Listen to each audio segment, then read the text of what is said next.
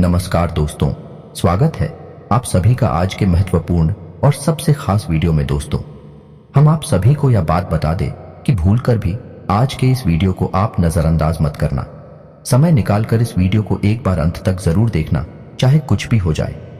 अगर आप यह वीडियो देख लेंगे तो आपकी पूरी जिंदगी बदल जाएगी।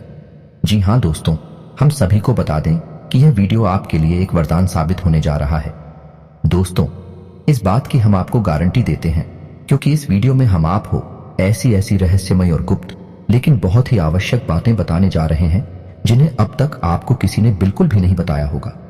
जी हाँ दोस्तों, और हम आपको भरोसा दिलाते हैं कि यदि आपने इन बातों को अपने जीवन में शामिल कर लिया तो आपका जीवन जैसा आप चाहेंगे वैसा हो जाएगा।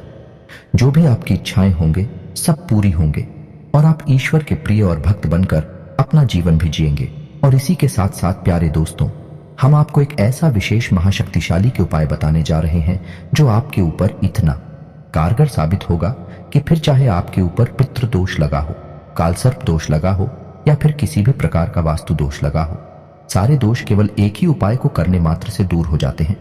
जी हाँ दोस्तों में, और यह उपाय हमारे पुराणों में वर्णित है। तो इस उपाय को यदि आप पूरे भरोसे के साथ करेंगे, पूरे विश्वास के साथ करेंगे, तो यह उपाय आपके जीवन में एक बड़ी क्रांति लेकर आएगा। इसलिए दोस्तों, हमारा आपसे निवेदन है कि वीडियो को पूरा देखें, वीडियो का एक भी भाग मिस ना करें, क्योंकि इस वीडियो में आवश्यक बातें हर एक अंश में, हर एक भाग में बताई जा रही हैं जिन्हें आपको ध्यान से सुनना है।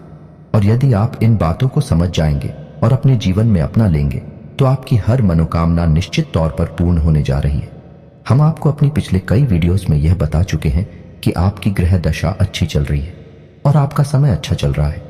अब आपके जीवन में कोई समस्या नहीं रहेगी, लेकिन फिर भी हम जानते हैं कि कुछ लोग हैं जो अभी भी समस्याओं से पीड़ित हैं। उनके जीवन में उद्धार कभी हो नहीं पाया है। उनकी मेहनत का उन्हें सही फल अब तक प्राप्त नहीं हो रहा है, जिसका नतीजा यह है दोस्तों कि आप लोग अपनी समस्याओं के समाधान के लिए इधर उधर भटक रहे हैं। कोई आपसे कह देता है कि आपके ऊपर पितृ दोष है, कोई कह देता है वास्तु दोष है, कोई कह देता है कि ग्रह दोष है, लेकिन आपको समझ में नहीं आ रहा है कि आप किस दोष का निवारण करें और कैसे आपके जीवन में खुशियां आएंगी। तो आपको बस इतना करना है कि इस वीडियो को शुरू से लेकर अंत तक देखना है। इस वीडियो में हम आपको बहुत ही जरूरी रहस्यमयी बातें बताएंगे जिन्हें जानने के बाद निश्चित तौर पर आपके जीवन में एक क्रांति गठित होगी और आपका जीवन बदल जाएगा। तो चलिए दोस्तों, वीडियो की शुरुआत करते हैं, लेकिन आपसे एक निवेदन है कि पूरे भक्ति भाव के साथ कमेंट में जय मां भवानी अवश्य लिखें। माता आपका कल्याण करेंगे। और दोस्तों, एक बड़ी आप ये बात तो जानते ही होंगे कि गुरु का ज्ञान पाने के लिए गुरु को प्रसन्न करना बहुत आवश्यक है। और हम आपसे किसी चीज का कामना नहीं करते हैं, बस आप हमारे चैनल को सब्सक्राइब कर ले। ऐसी हमारा हृदय बहुत प्रसन्न होगा और आप हमारा सदैव प्रिय बनकर रहेंगे। जी हाँ दोस्तों, अब हम जानते हैं कि आप अपने मन में ईश्वर के लिए एक गहरा जुड़ाव रखती हैं, भाव रखते हैं, लेकिन आपकी भक्ति का एक अलग स्तर है। सामान्य लोगों को वह समझ में नहीं आता है क्योंकि आप दिखावीबाजी नहीं करते हैं। आप ईश्वर से सच्ची भक्ति करते हैं, दिखावीबाजी और ढोंग पर नहीं पड़ते हैं। तो दोस्तों, आज हम आपको बताएंगे कि भगवान से आपको अपनी हर एक इच्छा कैसे मनवाने हैं। जब भी आप मंदिर जाते हैं तो आप ध्यान रखें कि जब भी आप मंदिर में जाकर भगवान से कहते हैं कि हे भगवान, हमें यह चाहिए या हमें यह मिल जाए, नौकरी लग जाए, व्यापार में तरक्की हो जाए, या फिर हमारा बच्चा अच्छे नंबरों से पास हो जाए, वगैरह वगैरह, तो आपकी सारी इच्छाएं भगवान कभी पूरी नहीं करने वाले हैं। जी हाँ दोस्तों, इसलिए लोग अक्सर मंदिरों के चक्कर लगाते रहते हैं और उनकी इच्छाएं पूर्ण नहीं होती हैं। कभी कभार यदि उनके कर्म प्रबल हैं तो इच्छाएं पूर्ण हो ही जाती हैं, लेकिन सामान्य तौर पर ऐसा देखा गया है कि लोगों की इच्छाएं पूर्ण नहीं होती हैं। फिर लोग कहते हैं कि भगवान हमारी सुनते ही नहीं है। लेकिन दोस्तों, आज हम आपको बताते हैं सही तरीका कि आपको कैसे भगवान से अपनी इच्छाएं पूर्ण करवानी है। दोस्तों, याद रखना कि जब भी आप कुछ मांगेंगे तो आपकी भक्ति अपूर्ण रहेगी, उसमें मिलावट रहेगी। जी हाँ दोस्तों, तो जब भी आप मंदिर जाएं, भगवान के दर्शन करें, तो भगवान को जो भी कुछ आपको अब तक मिला है उसके लिए धन्यवाद में लेते हैं। जी हाँ दोस्तों, सीधा मांगना नहीं है, अपने मन में भगवान को याद करना है और जो भी कुछ अब तक आपको मिला है उसके लिए भगवान को धन्यवाद देना है। और आगे जो भी कुछ आप करना चाहते हैं, जैसे नौकरी की तैयारी कर रहे हैं या पढ़ाई कर रहे हैं या कुछ और, तो भगवान से कहना है कि हे प्रभु, आप हमारे साथ रहना, आप हमारा साथ देना। हम ऐसा काम कर रहे हैं, इसमें हमारी सफलता हो, इसके लिए आप हमारे साथ बनी रहे। बस आपको ऐसा कहना है। फिर आप देखिए कि आपकी हर एक दुआ कबूल होगी, आपकी हर एक इच्छा पूरी होगी। जी हाँ दोस्तों, यही भक्ति का सच्चा स्वरूप है। पहले आभार फिर ईश्वर का साथ, यही तो भक्ति का सच्चा प्रमाण है। और वह कहावत तो आपने सुनी ही होगी कि बिन मांगे मोती मिले, मांगे मिले ना भीख। जी हाँ दोस्तों, तो यह तो था कि कैसे भगवान से बात करनी है, कैसे अपनी इच्छाएं पूरी करवानी है। ये दोस्तों, भगवान तो आपकी इच्छा पूरी करने के लिए ही बैठे हैं, लेकिन कर्म को आपको महत्व अवश्य देना है, क्योंकि बिना कर्म किए भगवान भी आपका साथ नहीं देंगे, चाहे आप कितने ही चक्कर मंदिर के क्यों ना लगाएं, क्योंकि फिर आपकी हर एक भक्ति भी झूठी भक्ति कहलाएगी, क्योंकि आप भगवान को भी भ्रम में डाल रहे हैं। भगवान से भी व्यापार करना चाहते हैं तो कर्म प्ले करें, मेहनत करें, फिर भगवान का साथ मांगे, आपकी हर इच्छा पूरी होगी, हर काम में आपको सफलता प्राप्त होगी। तो चलिए दोस्तों, अब हम बताते हैं कि वह कौन सी खास बातें हैं जो आपको अपने जीवन में शामिल करनी है, जिससे आपका जीवन बहुत सुंदर हो जाएगा। तो दोस्तों, हम देखते हैं कि लोग अपने ग्रह दोषों से परेशान हैं। कोई किसी ग्रह का उपाय कर रहा है, कोई किसी ग्रह का उपाय कर रहा है, लेकिन कोई भी उपाय काम नहीं कर रहा। कभी कभार उपाय काम कर जाते हैं और कभी कभी नहीं भी कर पाते हैं। तो दोस्तों, इसका सबसे सरल तरीका यह रहेगा कि आपके मन में जो भी इच्छा है, आप उस इच्छा को अपने मन में रखें और सुबह सूर्योदय के समय सूर्य को जल अर्पित अवश्य करें। ऐसा इसलिए क्योंकि सूर्य हर एक ग्रह का मुखिया है, हर एक ग्रह का केंद्र है। तो जब आप सूर्य को जल अर्पित करते हैं तो आप हर एक ग्रह को अपने पक्ष में कर लेते हैं। जी हाँ दोस्तों, अब करना आपको यह है कि जब भी आप अपनी कोई इच्छा पूर्ण करवाना चाहते हैं तो आप उस इच्छा को अपने मन में याद करें, और जिस जल को आप सूर्य को अर्पित करने जा रहे हैं उस जल में थोड़ी सी चीनी अवश्य मिला लें। इस उपाय को करने से आपकी हर एक इच्छा पूर्ण होगी और आपके ऊपर जो भी ग्रह दोष लगे हुए हैं वे 2 साल के हो जाएंगे, कम हो जाएंगे। जी हाँ दोस्तों, और यदि आप इस कार्य को रोज नहीं कर पाते हैं, यदि आपकी जीवन शैली व्यस्त है, तो आप कम से कम रविवार के दिन तो इसे अवश्य करें हैं। और जब भी आप इस क्रिया को करें उस समय ओम सूर्याय नमः इस मंत्र का 11 बार जप अवश्य करें। फिर आप देखें आपका जीवन बहुत ही सुंदर हो जाएगा। तो एक गलती और है जो अक्सर लोगों के घरों में देखी जाती है कि महिलाएं जब भी आटा गूंजती हैं तो आटे को ढूंढने के बाद उसे रख देती है कुछ समय के लिए, उसके बाद फिर रोटियां बनाती हैं। इसमें गलतियां हो जाती हैं कि जब भी आटा गूंद आ जाता है उसे ढूंढकर यूं ही रखकर छोड़ दिया जाता है। दोस्तों, याद रखें कि जब भी खुदा हुआ आटा यूं ही छोड़ दिया जाता है तो वह पिंड का रूप ले लेता है और पितरों का भोजन बन जाता है। और जब आप उस आटे की रोटी खाते हैं तो असल में आप पितरों का भोजन खा रहे हैं। आपको पितृदोष से कोई बचा नहीं सकता है। आपको पितृदोष भयंकर तरीके से परेशान करेगा। तो अब आपको करना क्या है, तो आज हम आपको बताते हैं। आटा गूंदने की और रोटी बनाने की सही विधि। तो आपको क्या करना है कि तांबे के पात्र में जल लेना है और उस जल से ही आटा गूंदना है, और जो जल बच जाए उसे किसी पौधे में डाल देना है।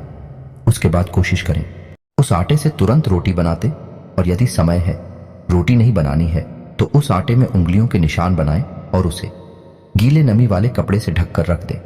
जी हाँ दोस्तों, तभी वह आटा बचेगा। और यदि आपने ऐसा नहीं किया, उसे सीधा सीधा कहीं पर रख दिया, तो वह पिंड का रूप ले लेगा। जी हाँ दोस्तों, तो आपको यह ध्यान रखना है, आप इस तरह से यदि आंखें खुलेगी और रोटियां बनाएंगे, आप कम से कम पितृदोष से तो बच ही जाएंगे।